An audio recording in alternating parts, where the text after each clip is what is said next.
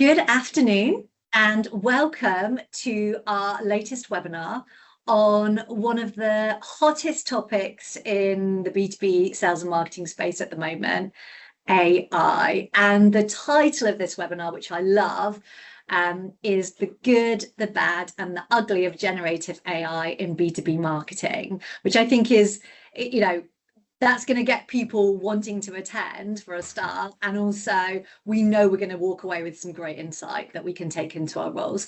And I'm delighted to welcome today Andrew Davis, who's going to walk us through that story on the good, the bad, and the ugly. Andrew is an AI, I would say an AI guru. You've made it your mission to demystify AI for business. You are the founder of Talk Digital, obviously a leading digital and social agency with a real specialization in demystifying AI in business. But you've also got a fantastic podcast called AI in a Nutshell, where you post daily insights. So I think you said to me when we caught up last time, you basically force yourself to have daily insights to stay current, so we can stay current on the trends and how we should be leveraging AI in our workspaces. Andrew's a keynote speaker, and he has provided AI training and intelligence for some of the world's leading brands in B2B, KPMG, Intuit, Mega, Sencora, and also FIFA as well. So a real wide range of expertise being provided, and I'm delighted to welcome you here today. Thank you for having me. Looking forward to this. Yeah, no, me too. And I'm going to get really deep into just some questions that I know I would love to have the answers to, so I know our audience will as well. So when we caught up previously, and I've seen this in a lot of the conversations that you've been having in your talks, you talk about the fundamentals of AI in B2B marketing. Yeah. And I guess those are different for every type of organization, B2C, B2B, and different compared to what function you're in. So for B2B marketers, what are the fundamentals?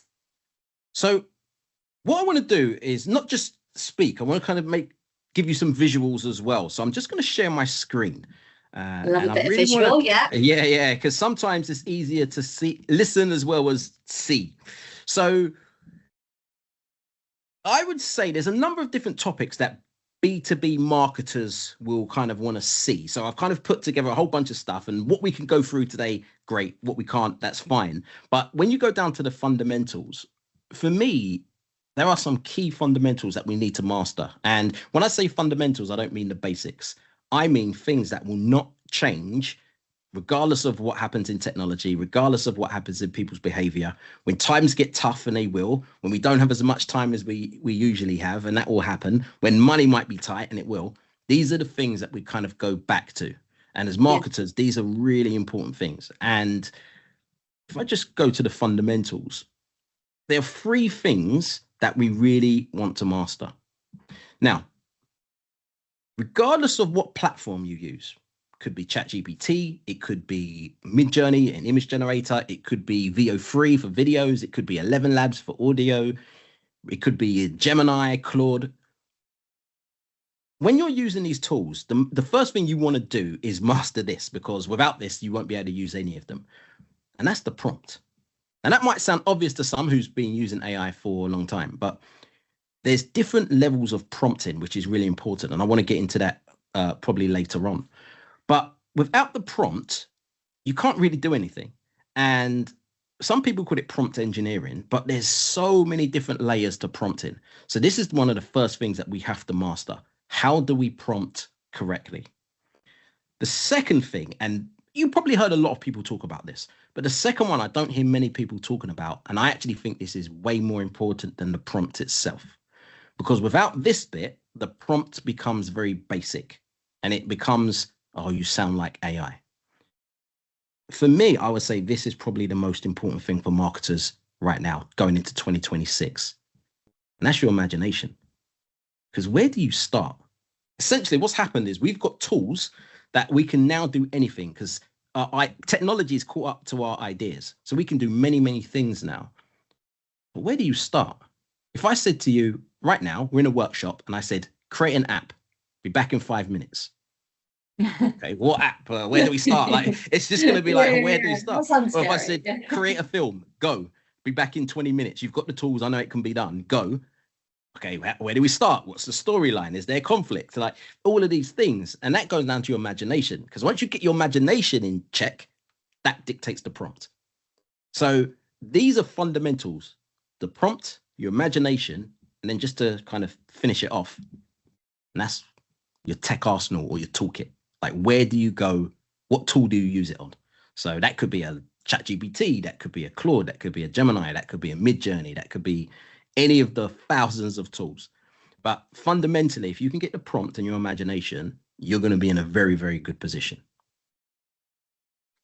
The imagination bit is intrigues me because a lot of people won't see AI as having any connection to imagination because they're like, well, surely I just use AI to like do the stuff that's really easy that I don't want to do.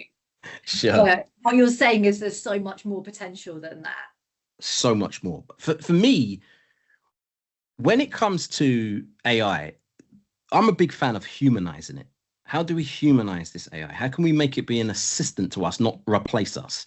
And this is why your imagination plays a big part.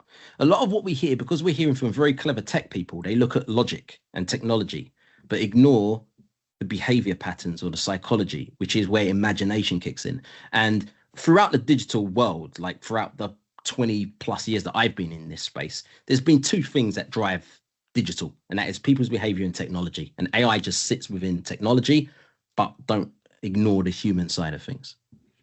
Yeah. And so are you going to touch on that in a minute? Because I'm like, I think a lot of people will have completely missed that side Sure. of things. I think everyone, like, I would, like, if you say to me, I'm going to tell you like a great framework for prompts, I will love that. But also, like, I think the imagination piece from an AI perspective bypasses a lot, and this may be a generational thing, but it bypasses a lot of people in terms of assumptions of what it can do. So I'd love to go deeper into that. Sure. But So, before we, yeah, oh, sorry, go go. on. No, you go.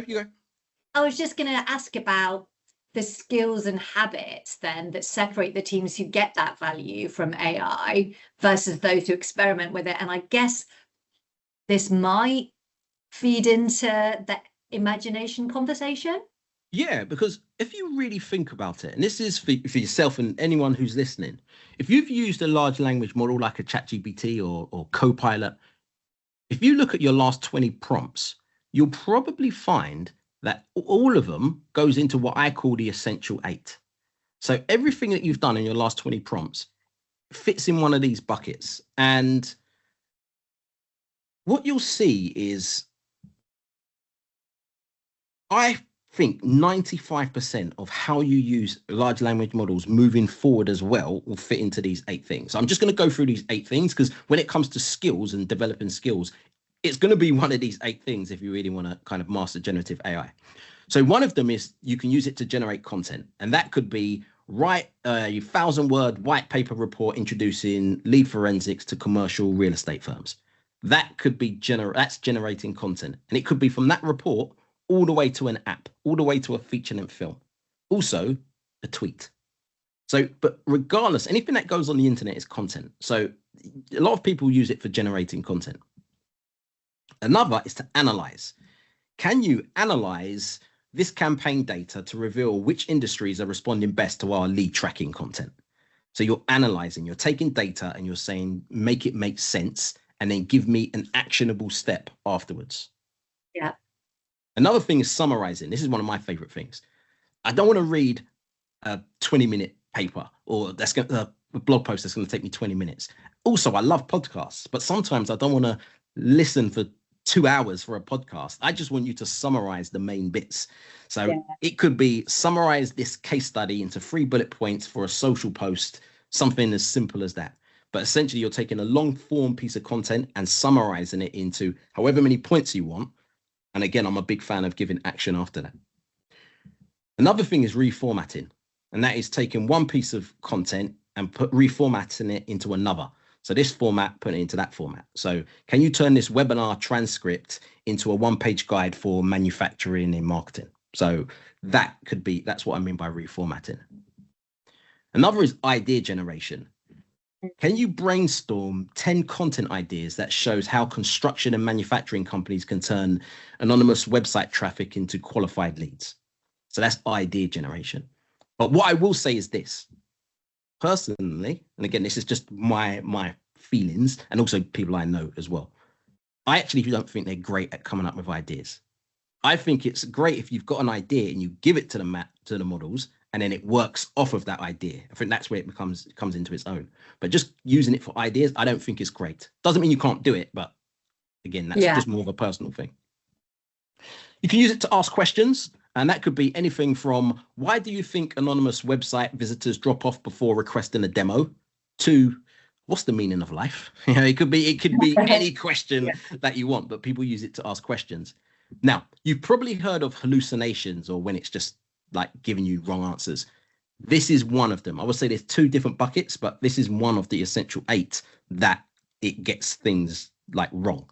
Not all of the time, but 90% of the time it's correct. There is that 10%, and one of them is asking questions. Another one for the essential 8, how we use AI, is optimizing. So taking this piece of content and optimizing it so it can sound more professional, or as if it's to a lawyer, or can you improve this landing page headline to appeal to the construction decision makers? It's optimizing. And this is what is really powerful. I can just talk something and then ask it to optimize for this particular personas. I know you've got your personas, so make it relevant to those personas. And the last one, just research and educating. And this is where research the top challenges B2B marketers face when selling into the construction industry. This is where you kind of just do your research and educate yourself. But this is also where you get hallucinations as well. So when it comes to skill set, especially using AI, if you really want to kind of focus, it's going to be one of these 8 things. And feel free to please challenge me. Go through your last 20, 30 prompts, and it will 95% of the time, and that's me being very conservative, it will be one of these eight buckets. And going back to prompts, because I think you've said like the 2 skills that we need to really harness as marketers are creating great prompts and using our imagination.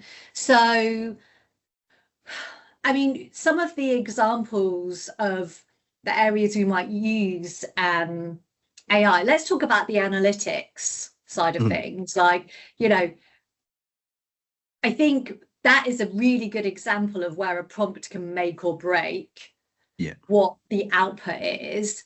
As a marketer, how am I going to ensure that I get the output that I need? Because, we've all had situations where we try and be as prescriptive as possible, but it gets confused.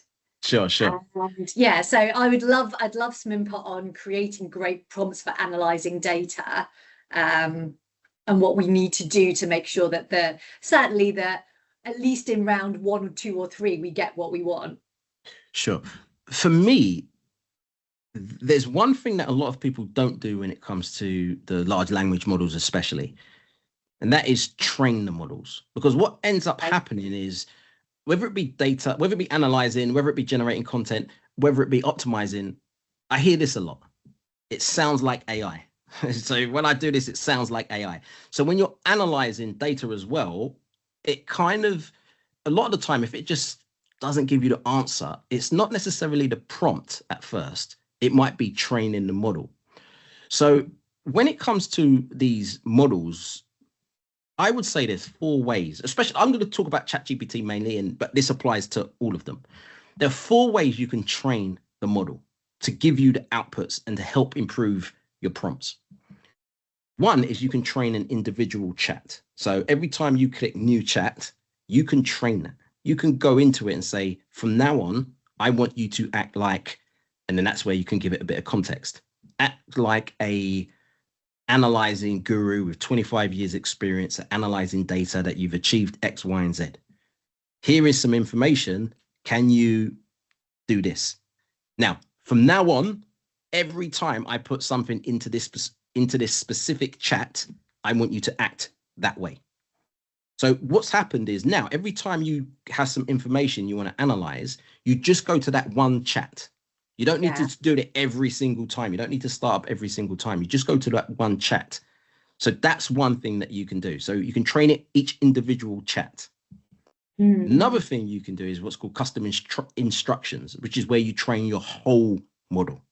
So if I've got, for example, if I know that pretty much all of those 8 buckets, I want it to sound conversational or casual or friendly or whatever, I can train the whole model to do certain things. So one of the things that I do is take away M dashes. So M dashes, if you don't know, is those long hyphens, which is a telltale sign you can tell if someone's like put something together in AI, because it just uses them all the time. And pre-AI, I would never see that symbol. So I would say do not use M dashes. The other thing as well, a lot of them default in American English. So I'll say make sure it's UK English as well. So spell organization with an S, not a Z. So all of these things. But you can train custom your whole model. Another thing is projects. Now, if I was analyzing, and I would probably have a project rather than an individual chat.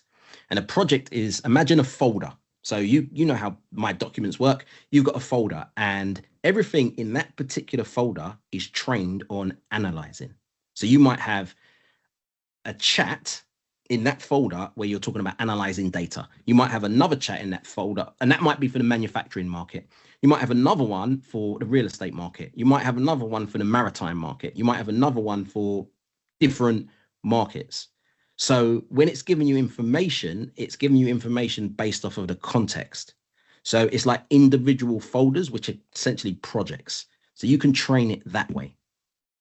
The last one, and this is, all of them has got some form of application. So ChatGPT, they call it GPTs, where it's similar to the first one, individual chat, but there's a bit more detail you can put into it. So you train it on a particular outcome. So when it comes to getting good prompts, the best prompts, and so it doesn't sound like AI, it's important to train the chat. Otherwise, you're just going to use it like it's Google. I would say this is something that so many people ignore, but it's going to save you so much time, especially once you train it and you start using it quite a lot, because you just go straight to individual chats or projects to get answers without having to write the whole thing out and over again. Okay, so there's like, so if let's say I'm a marketer and I'm like manager level, so I have a responsibility for a product. So sometimes I want to analyze data, sometimes I want to create content for a blog.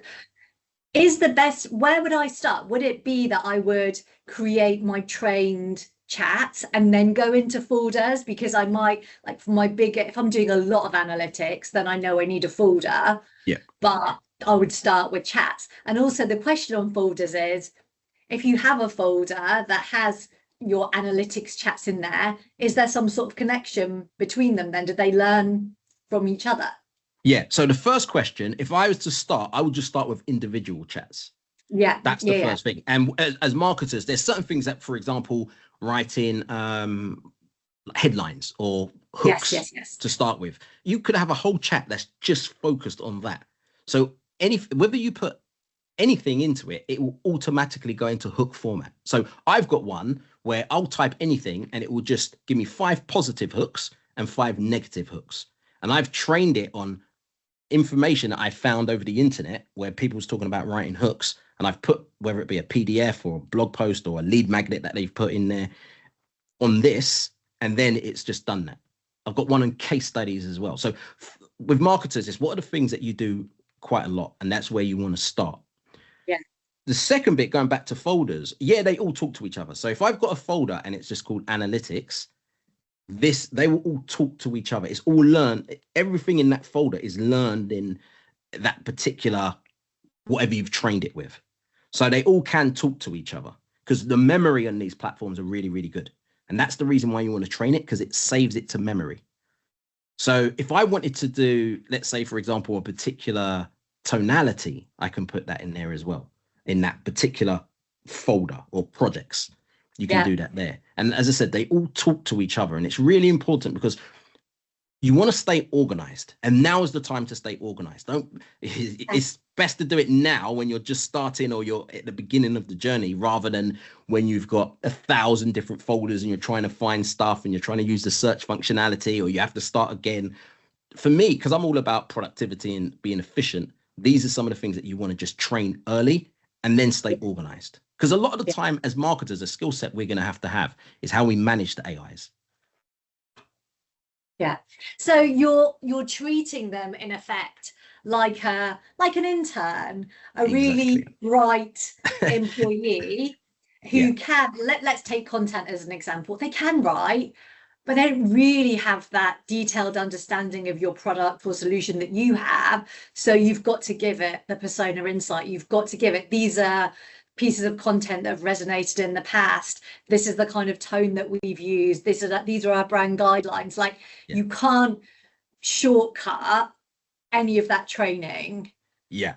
just Very because true. it's AI. Because Yeah. context is important. Now, what I will say, and this is when we talk about the good, the bad, the ugly, data privacy is important. So whatever you feel, or if Mm. you've got a policy for your organization which you're allowed to upload, so you might have to speak to somebody, whoever is like the person in charge of policy, what you can and can't upload, or you can, and I've known many organizations, they've created their own large language model to kind of get around that.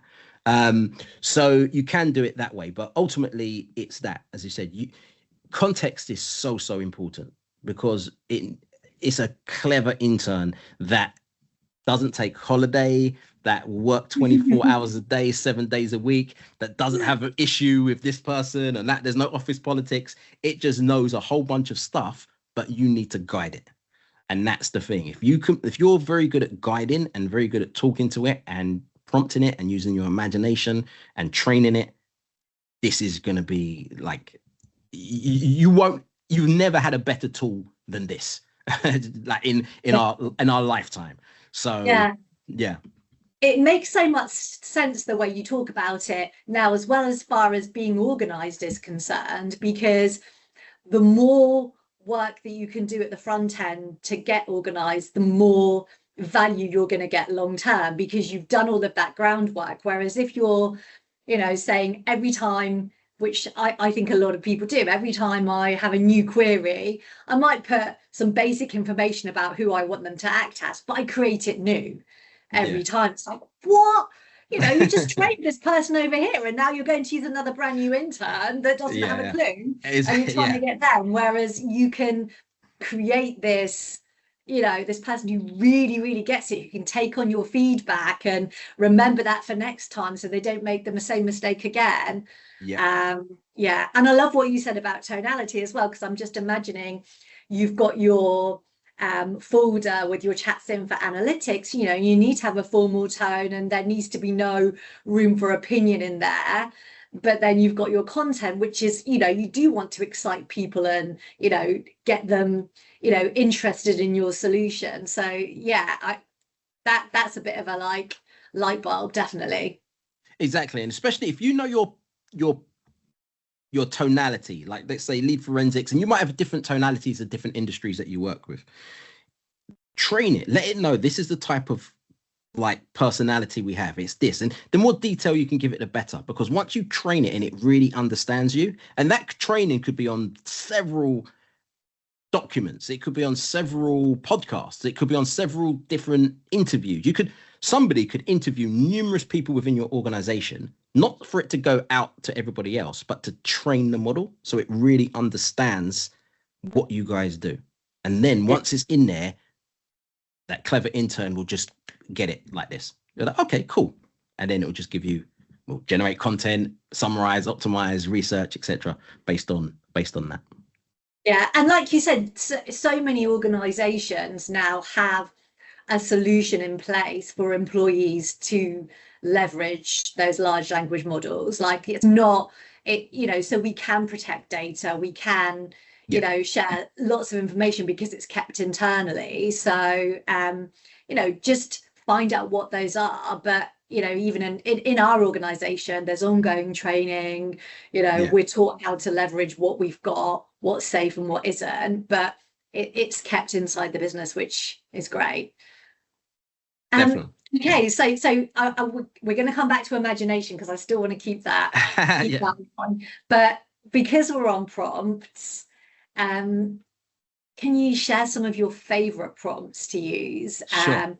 or anything that you would highly recommend a B2B marketer to use? Okay, so here's some of my favorite prompts, and I'll explain why as well. Because when it comes to prompting, actually, there's something I want to speak to about before I get to that, and that's different levels of prompting. So when I was talking about the Okay. essential eight, because I'll do that and then I'll go into my favorite prompts because there's a reason. When I spoke about the essential eight, say for example, one of them is generating content. There's different levels of content. There's a tweet, and then there's all the way to generating an app or a feature-length film. So when it comes to prompting levels, I refer to this as karate or any martial arts.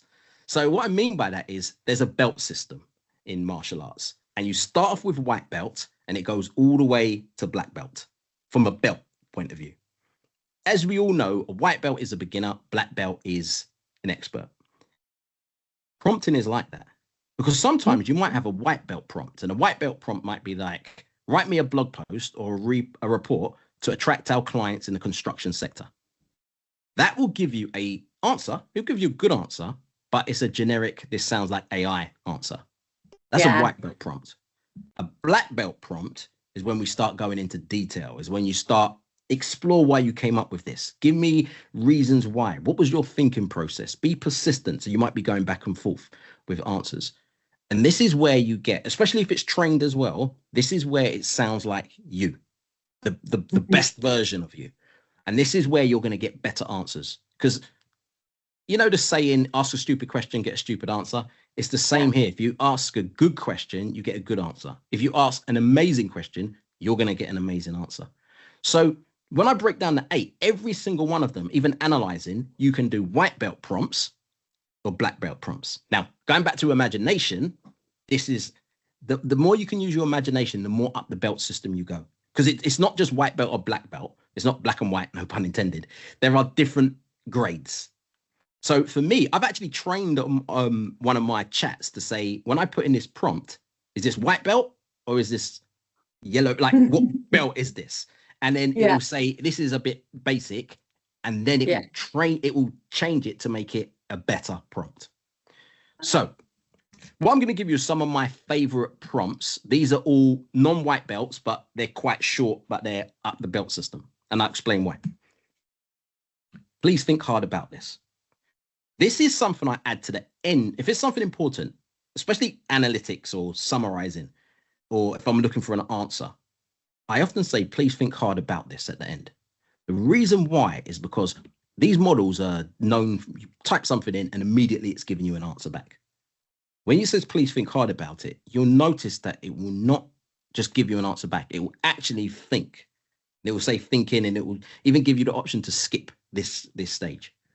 So something as simple as these 5 words, I've noticed gives you a better answer. And feel free, everyone listening to this, feel free to try it. Put the same prompt in, but then with the second one, you put it in twice. So the first one, you just put whatever you want. The second one, put the same thing in, but just add at the end, please think hard about this. And look at the difference in answer. Really? So that's one. Wow. So that's one of my favorite prompts. Another one is, walk me through your thinking and why this marketing campaign might fail. Now, I put marketing campaign in red because that can change for anything. That could be, you can replace that with whatever you're doing. Yeah. Reason why is I want to put in this campaign, this is what it is. And I always like to do my due diligence, and it can break down, here's the problems or here's the challenges. And then once it gives me that, then I could go back and forth with it and say, all right, well, if this is a challenge, how can I turn it into a solution? How can I make this problem into something that's going to benefit me? What are some of the issues that can come up?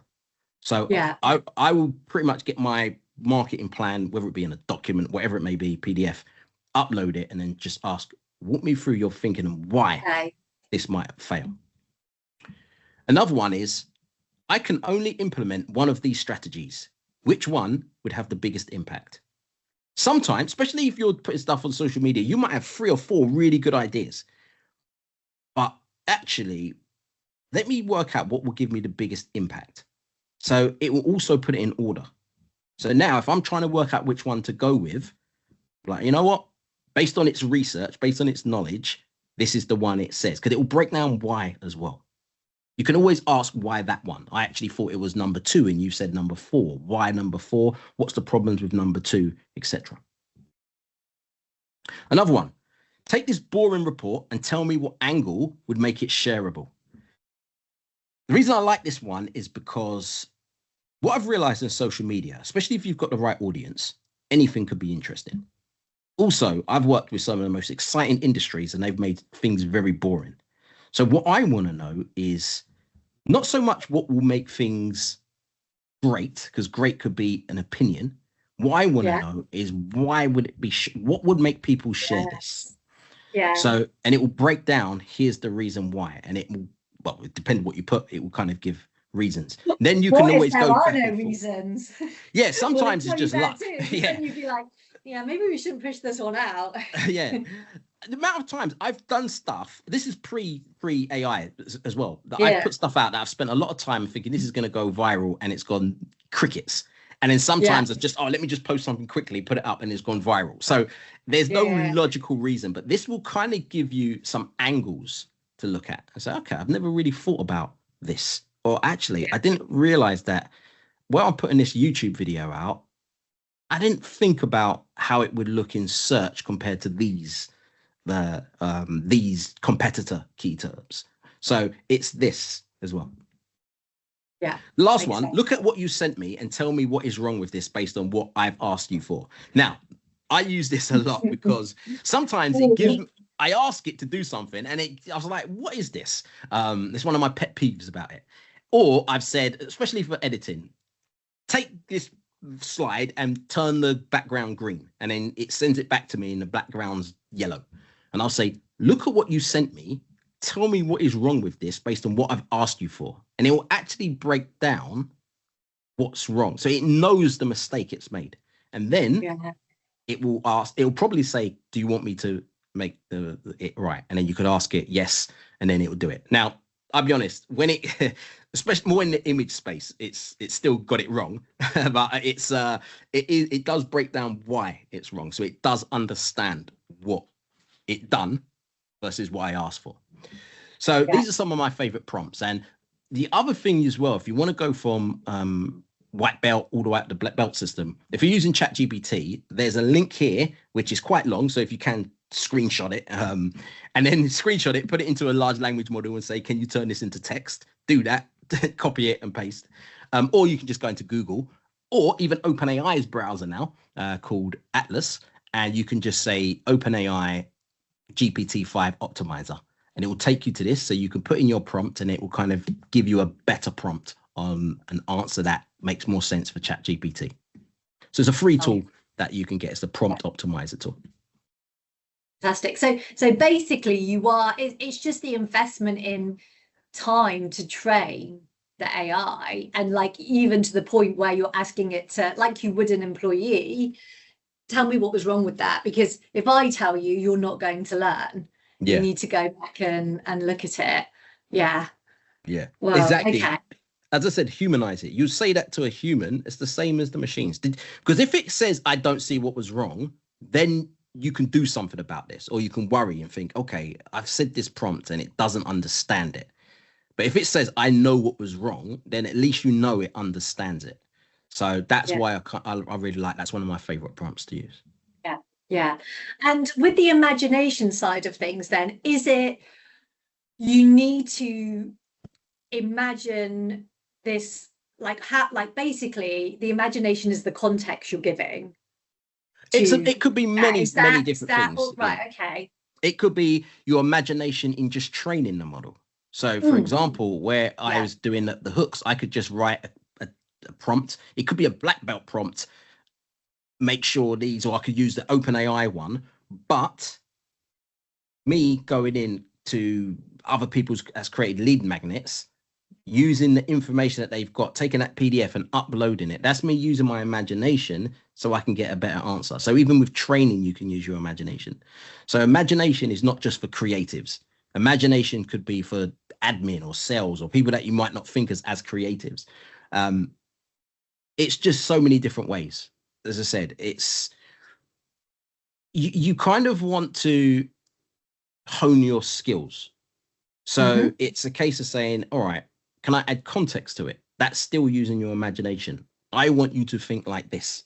So if I'm doing the research, I often say, explain to me as if I was a teenager, or explain to me, but break it down in either football, TV, or film. Because for me, that's how I understand things. You break it down in one of those three things, I get it. Yeah, And yeah, it could be yeah. something really complicated, but I'm like, all right, I get it. Or so I love the TV show. There's a TV show back in the day called Entourage, and there was a character called Ari Gold. So he was just really good at negotiation. So I've created a chat where I said, I want you to act like Ari Gold. Here's some clips, etc. I'm using my imagination to train it. So now if I'm stuck, I put it into this chat and it responds back to me how Ari Gold would respond. So it's a bit of fun as well. But again, that's just Yeah, using your imagination. But ultimately, the output or the outcome I'm after is a better response to who I need to respond. So that's essentially when it comes to AI, that's whether you're generating content, analyzing, it's not that you're after, it's the end goal. And that's, you can use your imagination to get there. yeah. So it's the thought and then like what goes into the prompt that all needs like so ultimately the more time you spend, not unnecessary time, but at the very front end, the better your output is going to be. Yeah, yeah. And that's like with many things. If you train it at the So, beginning, then you know that yeah. you're going to save so much time in the end. But it might take a bit of time at the beginning. But even this, it doesn't, because of it's AI, it's going to get things quite quickly. So it's just more you putting in the time to kind of learn certain things. And yeah, you'll just see, like I said, Yeah. if you're going to focus just on the essential eight, because Yeah. pretty much 95% of what you're going to do is going to be one of these things. So really you want to hone each one of those. So you're excellent at analyzing, excellent at summarizing, excellent at generating content. And that's where you want to get to. Yeah. And really as CMOs, marketing leaders, managers, anybody in this space, we all need to know how to harness it if we're going to lead our businesses going forward. So going through that process of setting up our chats for our like 7 use cases. Seven, wasn't it? Yeah. Mm. And then creating our folders around that, like doing that groundwork now, like will put us, especially in B2B, some of the industries that we work in are quite traditional. It will put us ahead for Yeah, our future, for our company, our career, all of those things. very much so. Yeah, it's speed is really important. Always has been in the digital age. And you don't want to be playing catch up because catch up's too expensive and too like timely. So this is the time to really do it where you can still do a lot of stuff for free. There's no regulations. I put this into Copilot or ChatGPT and my first response is an advert. None of that's happening. So now's the time to do it because in a year's time, maybe 18 months, it's going to be a different world, completely different. What's So Yeah, you don't want to be learning then. You want to be learning now and to right. take advantage of this. Yeah, yeah, because you're not being interrupted. You can really focus. Yeah. Yeah, got it. Okay, so the session that we've had so far is talking about good, bad, so we've talked, obviously we want to talk about good, bad, and ugly, but we've talked a lot about the good in generative AI. And obviously I'm personally quite excited because I'm like, great, there's loads of things that I can go and do. But what about the bad and the ugly? Very good point. And this is for me is you can't ignore the bad and the ugly because if you're ignoring it, so I'm very balanced. I'm a Libra, so I'm very balanced. I want to know the good, but I also want to know what to be aware of. And when I call it the bad and the ugly, the bad looks at internal challenges. So these are the challenges that you as an organization will face. And that could be things like lack of strategy and alignment. So again, I'm a big fan of taking what you're doing and putting a digital lens or an AI lens across it. So when it comes to your strategy, how are you going to use this? What tools are you going to use? What tools is okay to use? How is it going to connect with different elements of your objectives or different tactics or how you measure things. Like, how does AI work with that? So that's one thing where I notice some of the internal challenges. Another challenge is the skill gap. That's the other thing. It's learning this stuff quickly, as we pretty much was just saying just before. It's the skill gap. You don't want to be learning this stuff or training on this stuff in a year and a half's time. In a year and a half's time, you want to be training on, like, you're black belt level now. You want to be black belt training. You don't want to be training on white belt stuff in a year and a half's time. So it's the skill gap, because there's a saying, and it's not AI will replace your job. It's people who use AI will replace your job. And that's that's why I talk about that skill gap and training yourself on this. Another thing is over reliance on automation. You know, we can be lazy, just be humans. You know, we can be lazy. Oh, AI can solve this, or I can't be bothered to think. Let ChatGPT come up with an answer. ChatGPT is great. They're great, but they can't do everything. So it's try not to over rely on this, because if ChatGPT, for whatever reason, goes down or you don't have access to it, you still want to be able to function. So that's why it's like, yes, we want to, it's an assistant. Yes, we can rely on it and it's very good, but try not to over rely on it. Sure. And then the last one, or two more, data quality. And we kind of spoke about data already. What you put in, integration issues, how it's all linked together. That's more technical side of things.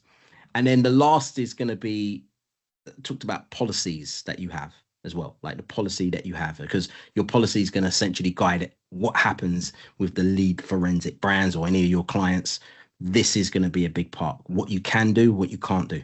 When I've trained different industries, unfortunately, I've trained probably about 3,000 to 4,000 people in AI already. And you start noticing certain patterns. And what you'll find is, in one of the organizations I trained, and a lot of people are starting to use it now, they have this policy, and it's, if in doubt, fill it out. Which means I'm working in marketing and I want to use this particular tool, but I don't know, I've looked at the policy before, and this, what they've said here, is a bit of a gray issue. There's doubt. I fill out a form and it goes to legal, or it goes to whoever's in charge of AI, and then they will approve it or say, no, here's the reason why. So these are some of the internal issues which you're going to face on a day-to-day basis, which you obviously kind of need to get your head around and sort out. That, I call that the bad. The ugly is where it affects the world. This is where it's going to affect everybody on a day-to-day basis. Now, this could be anything from misinformation and deepfakes. Again, this is only getting, I'm going to say the word better, but I don't mean better as in people to manipulate people. I'm talking the technology is getting better, so it's harder to work out what's real and what's not. So that's going to impact us externally. Bias and fairness. The way the machines learn, and again, I'm saying this very, very briefly, is they look at data. They look at information, and data could be content that's on the internet, which is anything. They will say things like, hey, why don't you can now plug into Outlook, or you can plug into Gmail. That's just another way of saying we want to access this information so we can train our models on it. Also, with the browser wars that's happening, the browser is a massive war that's going to go on, because that's the homepage to the internet. Like, if you want to get on the internet, you have to go on a browser. That's everything that you're doing is data. So that's another thing that it's learning on. And if there's going to be a bias, and this is where politics, and I'm not going to get into politics too much, but if there's a bias, left leaning or right leaning, then your answers may be that way unless you can prompt it not to be. Yes. Okay. Yeah. And then you've got copyright, IP issues, creative ownerships. That's a huge, huge area that won't be solved for a long time. So for example, I was part of the original team to launch MySpace in the UK back in 2006. So this is when Facebook was only available to students, to kind of give you an idea. And we took it to the biggest website in the world. And we'd done it in a year and a half, but a year and a half, we lost like everyone as well. When I was at MySpace, there were copyright IP issues that they were trying to solve then, that's still not solved today.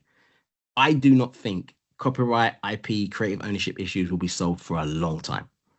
Yeah. So then it goes down to, what do you feel as an organization ethically you would use?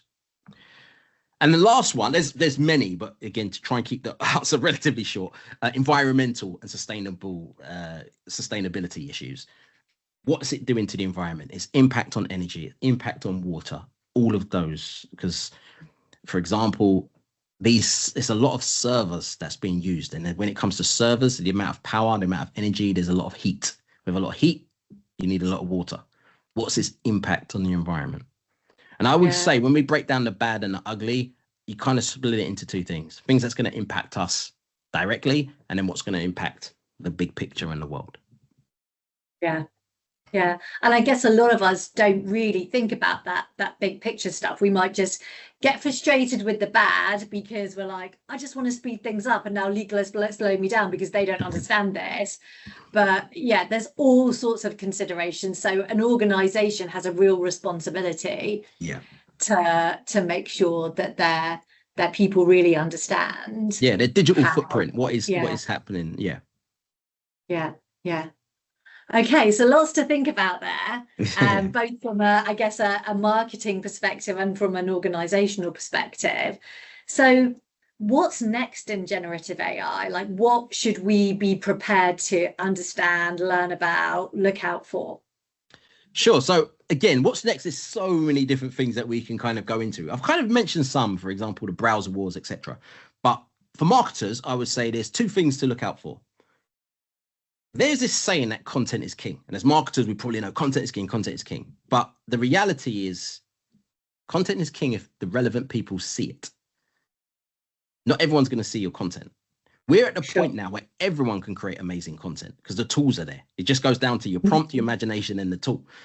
So I would say for marketers, the most important AI or one of the most important AIs to master is going to be the social media algorithms. So if you're, for example, a lead forensic, LinkedIn is going to be a big place. If you're putting out content, even if you're using AI to create amazing content, you still need the relevant people to see it, which a big part of that is going to be the algorithms. So how do they work? So that's a big part. The other thing that to be aware of, going back to distribution. Can we find out how they work? Sorry? So how do we find out how they work? Is that like Yeah. that's they're obviously always changing so they continue to monetize as they should.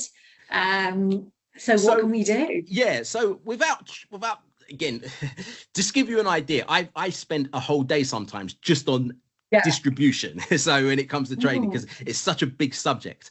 But to keep a very long story short, when it comes to the algorithms, there's two types of algorithms right now. There's the follower algorithm, and then there's the interest/relevancy algorithm.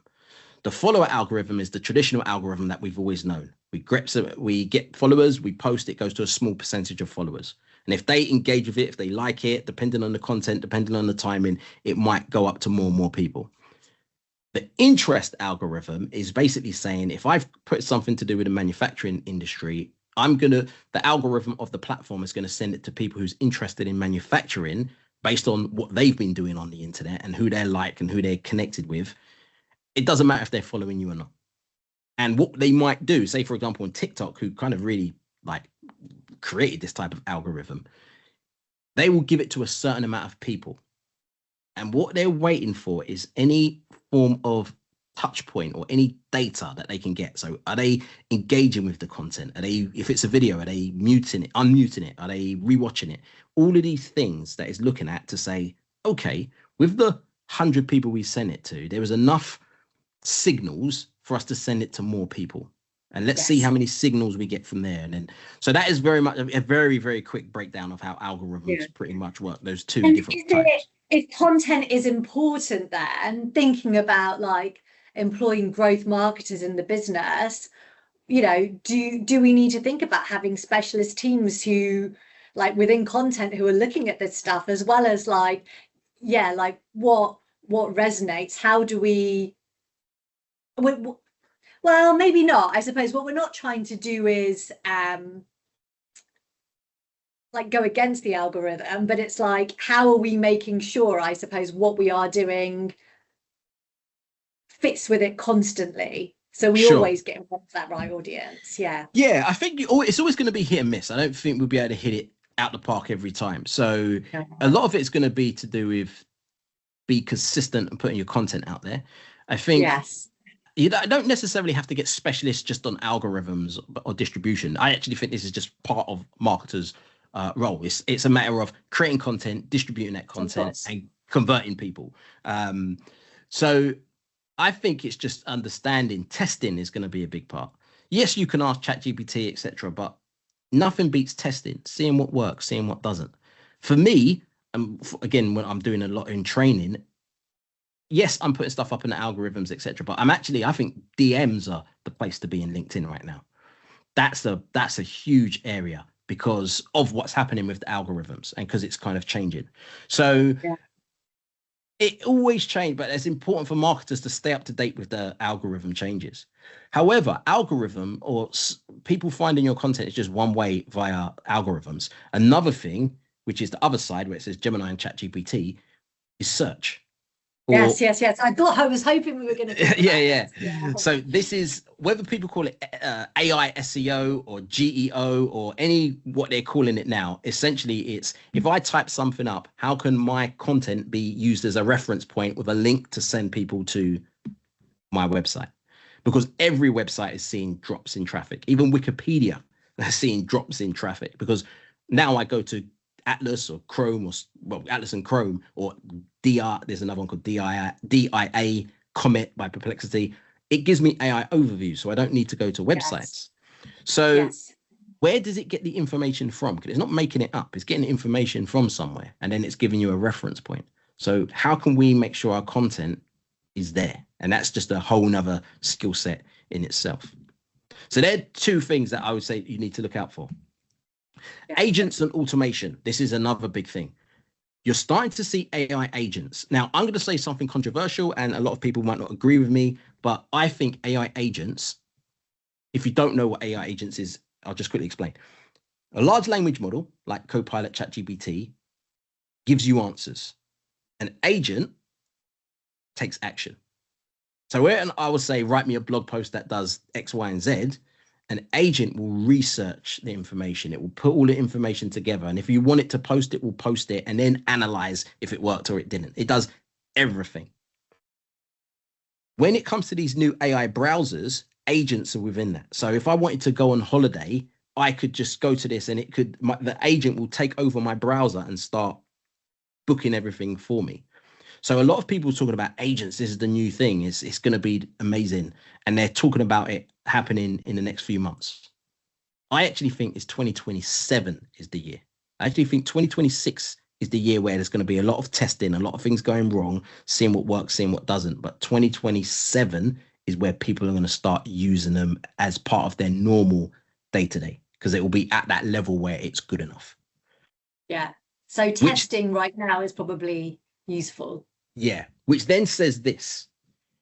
We're going to go into a world where imagine this, if we've got agents surfing the internet for us. So if I say, right, can you find me this? Can you find me that? And I might have 10 different projects and it's just doing the stuff. How does that affect advertisers and content creators and affiliate marketers? Because what happens is right now we create content for our target audience, but our target Yeah. audience won't be on the internet. They'll be doing something else because you've got all of the agents online doing this. So all my ads, they're not going to see. The AI is going to see. So are we now, as marketers, going to be writing for the machines? And this is where all the imagination and creativity is like, that's yeah. why I talk about Yeah. imagination. Because Yeah, we're yeah. smart enough, especially with the AIs, to work out how advertising is going to get to the human person to make a decision. Are you going to be the organization that understands that early? And that is key. That's why I talk about Yeah. upskilling. That's why I talk about imagination and being consistent on these because it has to happen. It's either going to be you or it's going to be your competitors. Someone's going to get there first. So it might as well be you. And that's how I see it. So this is going to be a big thing that's coming up next. But ultimately, we're in the golden era. I still feel we're in that golden era because there's no advertising within large language models, really. We can still test. A lot of what we can do is free. But I think we got 12, 18 months at a stretch where we can get away with stuff that we can do now. After that, it's just closed. And then for you to play catch up, as I said, it's going to cost you a lot of time and money. Learn now. Don't be the person that I speak to on a day-to-day basis that will say, oh man, I wish I started Facebook in 2012. Or why didn't I start Instagram in 2016? Or why didn't I do Google ads in 2002? Or why didn't I dance when COVID was on and now I can have a career on TikTok? Like all of these, like, don't be that person in 2027 thinking, why didn't I just like do the stuff on AI in 2025? Now it's playing catch up. So I do think we're in this golden era and it's an amazing time right now. Yeah. Andrew, thank you. And it really got me thinking about the agent side of things and how we should, as marketers, be really working out how we can leverage those and start to train those as well. So we're ready for your 2027 when you think it's going to be like optimum time. So yeah, definitely. Yeah, fascinating insight. And thank you for your time. No, thank you very much. And if anyone is interested, I do a WhatsApp group. Well, I say WhatsApp group like a broadcast list. So if anyone wants to stay up to date with news, I post every day. Well, I say once a day. It's not a group where loads of people are talking. It's just me up to date with the news on everything. And I also have my own podcast, which is called In a Nutshell, which is just 10-minute podcast on AI every day. So if you're like me and you listen to stuff twice the speed, 5 minutes. It'll take you 5 minutes to learn. Yeah, fantastic. I think I've had a listen to the podcast. I loved it. But yeah, I didn't know about the WhatsApp. So I will probably be signing up after this. But yeah, probably we'll have you on again, Andrew. I'm sure there's lots more to talk about because we're moving so fast. But thank you again for joining us today. Thanks for having me.